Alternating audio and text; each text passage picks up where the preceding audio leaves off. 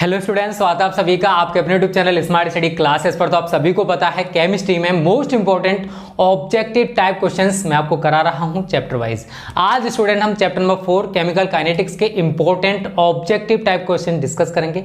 तो वीडियो को sir last तक बने रहना, बिल्कुल भी स्किप मत करना। और चैनल पर नए हो तो चैनल को लो सब्सक्राइब और जो बेल आइकन है उसे दबा लेना, जिससे आगे आने वाली सभी वीडियोज का नोटिफिकेशन आपको मिलता रहे। और बात देखो धमाका सीरीज की रही तो वो विद्या पर मैं आपको चलाने वाला हूँ। रेगुलर बेसिस पर भी थोड़ा सा बिजी था, जिस वजह से बच्चों मैं आपको वीडियोस नहीं दे पा रहा था। तो थोड़ा सा पेशेंस रखा करो, कोई ना कोई रीजन होगा जिसकी वजह से वीडियोस नहीं आ पा रही हैं। बट मैं कोशिश करूंगा कि वहां पर आपको धमाका सीरीज की वीडियोस दे सकूं। तो जिन बच्चों ने विद्या चैनल सब्सक्राइब नहीं किया है और बोर्ड एग्जाम्स की तैयारी बेस्ट तरीके से करना चाहते हो तो आज ही चैनल को सब्सक्राइब कर लेना, ठीक है बच्चों। तो देखो केमिकल काइनेटिक्स से भी बहुत सारे इंपॉर्टेंट ऑब्जेक्टिव टाइप क्वेश्चंस पूछे जाते हैं बच्चों। आज वो मैं सारे के सारे आपको कराने वाला हूं।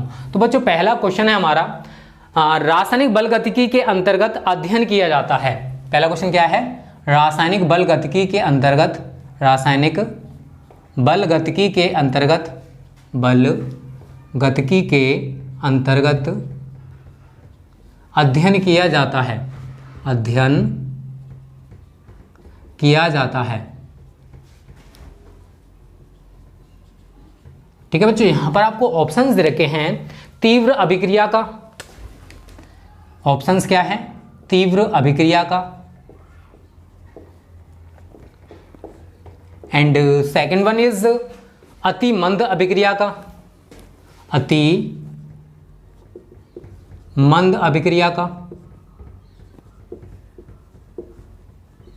थर्ड ऑप्शन है बच्चों मंद अभिक्रिया का, मंद अभिक्रिया का। एंड फोर्थ वन है उपरोक्त सभी, उपरोक्त सभी। बहुत ही अच्छा क्वेश्चन है, कई बार पूछा गया बच्चों। तो देखो आप सभी को याद रखना है केमिकल काइनेटिक्स, रासायनिक बल गतिकी के अंतर्गत जो अध्ययन किया जाता है बच्चों वो मंद अभिक्रिया का किया जाता है। किसका किया जाता है? मंद अभिक्रिया का, ठीक है ना। तो मंद अभिक्रिया का जो अध्ययन है हम लोग केमिकल काइनेटिक्स के अंतर्गत करते हैं, ठीक है बच्चों। तो अच्छा क्वेश्चन है, पूछा जा सकता है। सेकेंड वन है बच्चों, सेकेंड क्वेश्चन मैं आपको बता दूं, इसमें है बच्चों निम्नलिखित में से अभिक्रिया का वास्तविक वेग कहलाता है।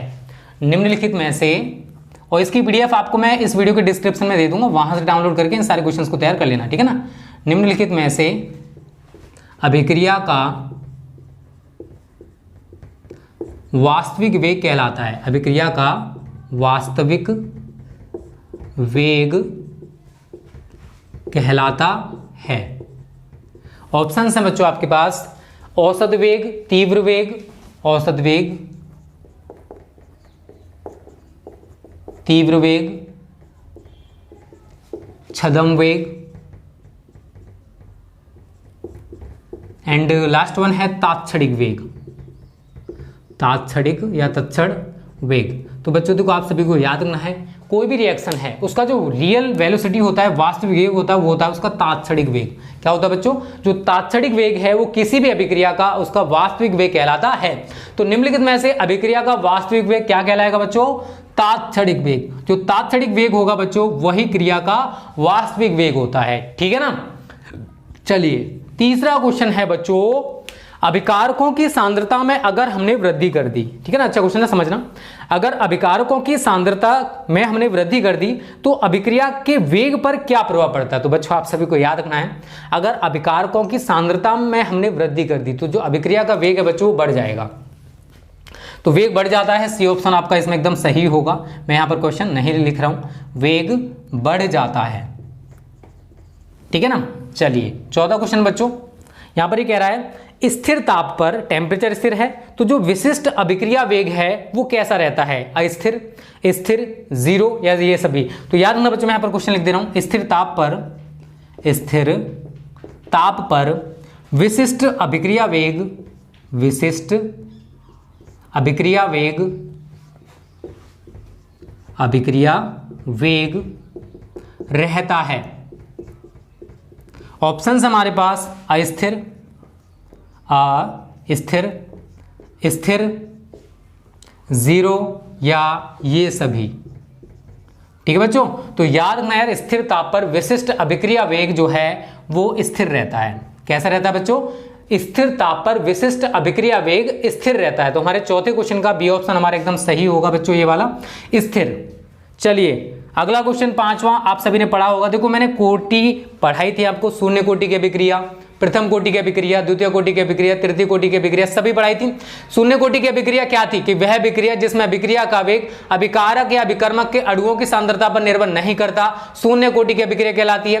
प्रथम कोटि में मैंने आपको बताया था वह अभिक्रिया जिसमें अभिक्रिया का वेग अभिकर्मक के एक अणु की सांद्रता पर निर्भर करता है, प्रथम कोटि की अभिक्रिया कहलाती है। और द्वितीय कोटि में आपको बताया था कि वह अभिक्रिया जिसमें अभिक्रिया का वेग अभिकर्मक के दो अणुओं की सांद्रता पर निर्भर करता है, द्वितीय कोटि की अभिक्रिया कहलाती है। और वह अभिक्रिया जिसमें अभिक्रिया का वेग अभिकर्मक के तीन अणुओं की सांद्रता पर निर्भर करता है, तृतीय कोटि की अभिक्रिया कहलाती है। तो सारी की सारी अभिक्रिया मैंने आपको बहुत अच्छे से बताई थी, जितनी भी कोटियां हैं, और बहुत अच्छे से आपने समझा भी था। तो बच्चों यहां पर कह रहा है ये कि शून्य कोटि की अभिक्रिया का वेग अभिकारक की सांद्रता के गुणनफल के व्युत्क्रमानुपाती होता है, अभिकारक की सांद्रता पर निर्भर नहीं करता है, अभिकारकों की सांद्रता के गुणनफल के समानुपाती होता है, या उपरोक्त में से कोई नहीं। तो बच्चों आप सभी को याद रखना है, शून्य कोटि की अभिक्रिया का जो वेग है वो अभिकारक की सांद्रता पर निर्भर नहीं करता। यहां लिखोगे अभिकारक की सांद्रता पर निर्भर नहीं करता, अभिकारक की सांद्रता पर निर्भर नहीं करता। बहुत अच्छा क्वेश्चन है बच्चों, पूछा जा सकता है बोर्ड एग्जाम में, ठीक है ना। तो बी ऑप्शन हमारा एकदम सही है, अभिकारक की सांद्रता पर निर्भर नहीं करता। छठा क्वेश्चन बच्चों इसी से रिलेटेड है, इसमें कह रहा है शून्य कोटि की अभिक्रिया की दर नियतांक का मात्रक है। वेग स्थिरांक जो होता है ना, वेग स्थिरांक का मात्रक हमसे पूछा है शून्य कोटि की अभिक्रिया का। तो मैंने आपको बताया था मोल लीटर -1 सेकेंड -1, यही तो बताया था बच्चों आप सभी को। तो ये हमारा शून्य कोटि की अभिक्रिया के वेग स्थिरांक का यूनिट है, मोल लीटर -1 सेकेंड -1। तो ऑप्शन देखिए बच्चों कौन सा सही है, सी ऑप्शन हमारा एकदम सही है। शून्य कोटि की अभिक्रिया के वेग स्थिरांक का जो यूनिट है बच्चों वो मोल लीटर -1 सेकेंड -1 होता है। अगला क्वेश्चन है बच्चों, प्रथम कोटि की अभिक्रिया के लिए वेग स्थिरांक का जो समीकरण है वो हमको बताना है। तो यार आपको बता चुका हूं ये तो, K बराबर क्या होता है 2.303/T log 10 A/A-x। यही तो है प्रथम कोटि की अभिक्रिया के वेग स्थिरांक का समीकरण। अरे यही तो बताया था। और अगर क्रिया अर्धपूर्ण हो जाती है तो उस कंडीशन में निकल के आता है हमारा K बराबर 0.693/T12। ये तब है जब क्रिया हमारी अर्धपूर्ण होती है। बट उसने अर्धपूर्ण के लिए नहीं पूछा था हमसे पूछा उसने कि प्रथम कोटि की अभिक्रिया के लिए वेग स्थिरांक का समीकरण है। तो वेग स्थिरांक का समीकरण बच्चा लोग ये होता है K बराबर 2.303/T log 10 A/A-x। तो हमारा ऑप्शन नंबर बच्चों ए सही है। जो ए ऑप्शन है बच्चों वो हमारा सही है। जल्दी से स्क्रीनशॉट ले लीजिए, सारे क्वेश्चंस बहुत अच्छे हैं, बोर्ड एग्जाम्स में पूछे जा सकते हैं, ठीक है ना। इनकी अच्छे से तैयारी कर लेना, ठीक है ना। आज ही तैयार कर लेना, ये मत कहना कि मैं कल तैयार कर लूंगा परसों, नहीं यार ऐसा नहीं करना। आपके पास इतना टाइम नहीं है कि आप कल परसों पर टाल सको, जो भी करना आज ही करो, क्योंकि जल्दी ही सीरीज हमारी समाप्त हो जाएगी। एक एक चैप्टर हम एक दिन में करा रहे हैं, ऑब्जेक्टिव के जितने भी क्वेश्चन पूछे जाएंगे एक चैप्टर से वो सारे के सारे हम आपको करा रहे हैं बच्चों। देखो कोर्स से तो मतलब होता ही है बच्चों, लेकिन कोर्स के साथ साथ ये सीरीज भी बहुत ज़्यादा जरूरी होती हैं। अब हमने इसको आपको सिलेबस पूरा करा दिया और इन क्वेश्चंस के आंसर आपको नहीं पता है तो फिर बेकार है उस कोर्स को पढ़ना, ठीक है ना। तो कोर्स भी जरूरी है बट ये सीरीज भी जरूरी है। जो भी सीरीज चला रहे हैं इनसे आपको बहुत ज़्यादा बेनिफिट मिलेगा बोर्ड एग्जाम्स में।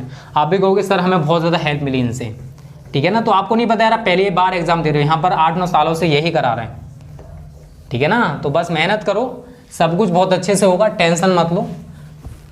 चलिए बच्चों 7 क्वेश्चन कंप्लीट हो चुके हैं। अब है हमारा क्वेश्चन नंबर 8, इसको थोड़ा सही तरह समझना।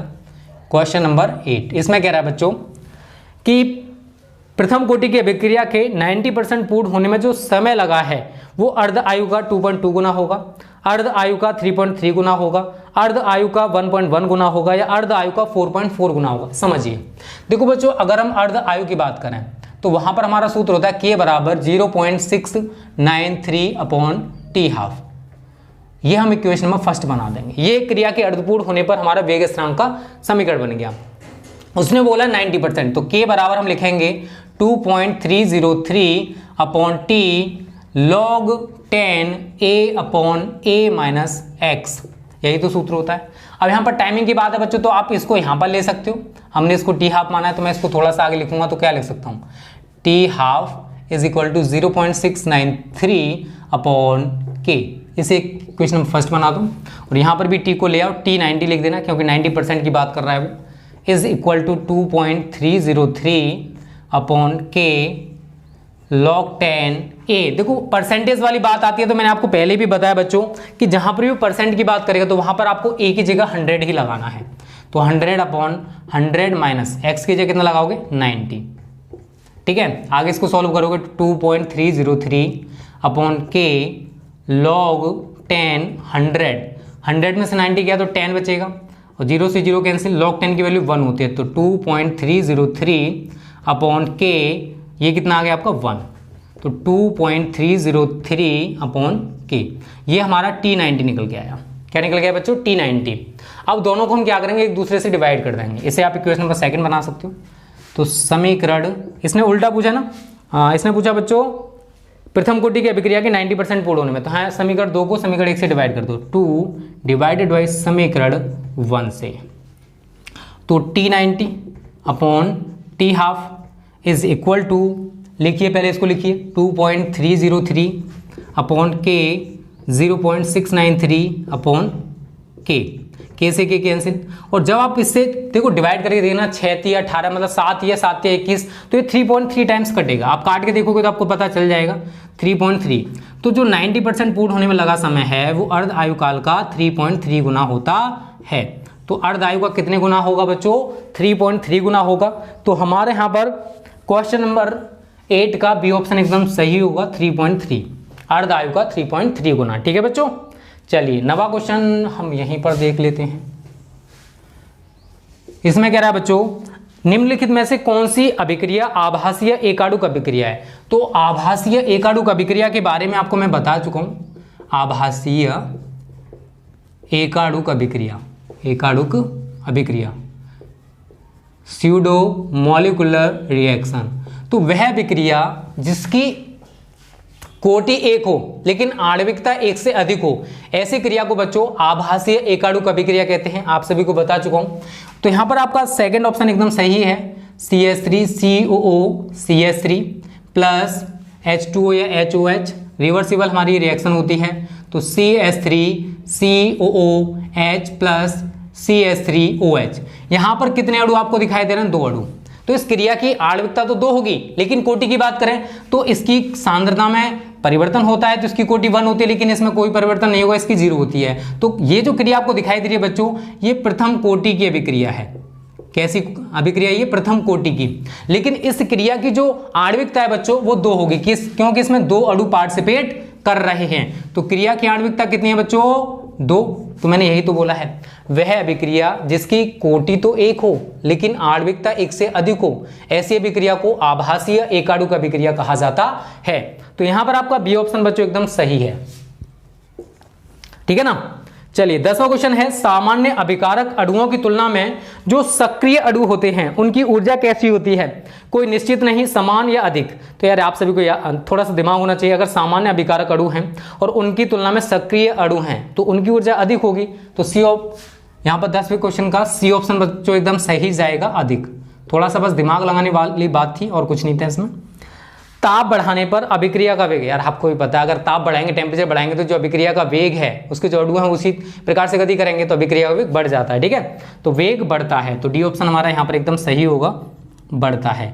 और यहाँ पर देखो मैंने वेरियस टाइप क्वेश्चंस भी बच्चों आपको दे रखे हैं। इन क्वेश्चंस की तैयारी कर लेना, लॉन्ग टाइप भी क्वेश्चंस हैं जो पीडीएफ मिलेगी आपको, उसमें सारी चीजें मिलने वाली हैं। तो बच्चों ये इंपॉर्टेंट ऑब्जेक्टिव टाइप क्वेश्चंस हैं जो कि केमिकल काइनेटिक्स वाले चैप्टर से पूछे जा सकते हैं। कम से कम आप यार इनकी तैयारी तो जरूर कर लेना, बोर्ड एग्जाम्स के लिए बहुत ही ज्यादा जरूरी है सभी क्वेश्चंस। ठीक है, और आज कराए हैं तो आज ही इनको तैयार कर लेना। ये मत कहना कि सर मैं कल तैयार कर लूंगा परसों, ऐसा नहीं करना। आप सभी को जो भी चीजें मैं करा रहा हूं ना साथ के साथ तैयार करते चले जाओ, उससे आपको बहुत ज्यादा हेल्प मिलेगी बोर्ड एग्जाम्स में। तो आज की वीडियो आपको अच्छी लगी है तो अपने दोस्तों के साथ शेयर कर देना। धमाका सीरीज और आपके सिलेबस की वीडियोस आपको जल्द ही देखने को मिलने वाली हैं। विद्या चैनल पर आपको धमाका सीरीज की वीडियोस तो आज ही मिलेंगे, टेंशन मत लो। ठीक है, और सिलेबस हम जल्दी कराएंगे, टेंशन मत लिया करो, थोड़ा पेशेंस रखा करो। इतना सिलेबस नहीं बचा हुआ कि हाय हाय हाय करते रहो, इतना नहीं बचा हुआ, टेंशन मत लो। ठीक है बच्चों, तो आज वीडियो को लाइक और शेयर कर देना। Okay, thanks for watching this video. Hello students, तो क्या आप भी IIT JEE की प्रिपरेशन करना चाहते हो तो स्टूडेंट अनअकैडमी आप सभी का परफेक्ट स्टडी पार्टनर है IIT JEE के लिए। आप यहाँ पर बेस्ट एजुकेटर्स के द्वारा स्टूडेंट अपनी स्टडी कर सकते हो।